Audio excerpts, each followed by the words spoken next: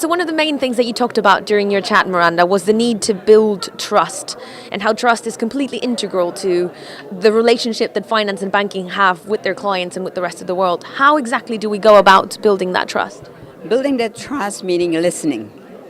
As an authority, you've already been given an authority. You're already high up there, okay?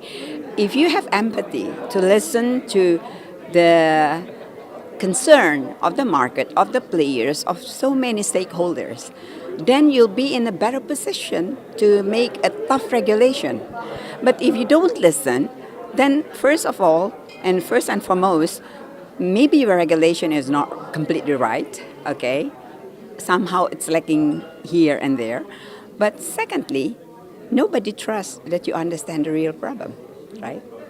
So it's the case where I believe that building trust is the main issue nowadays.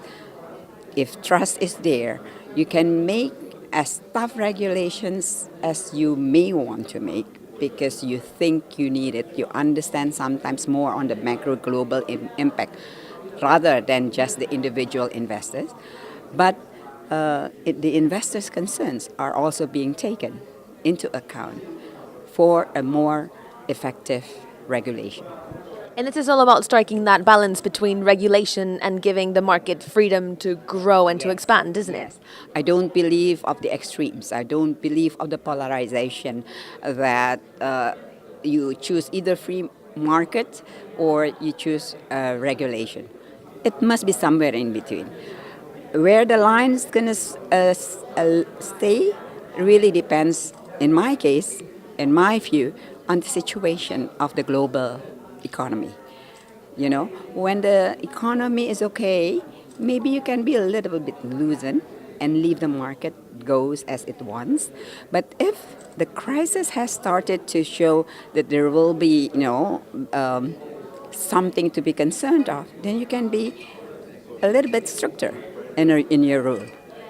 And something else that you mentioned, my last question, is about the asymmetric information that people have access to and how it's necessary to maybe build networks around it to make this a bit more even. Does that play into making sure that the market has enough regulation and freedom at the same time? Well, of course, you cannot say that the market can be as authoritative as the authority, right? But they also have the right to show their concern. And the authority will then have to be, in my view, has to be more productive, innovative in their regulation to build in all these concerns so that the natural asymmetric information that you will never be able to finish that and to get away from that asymmetric information could be a positive ingredient for a better financial world.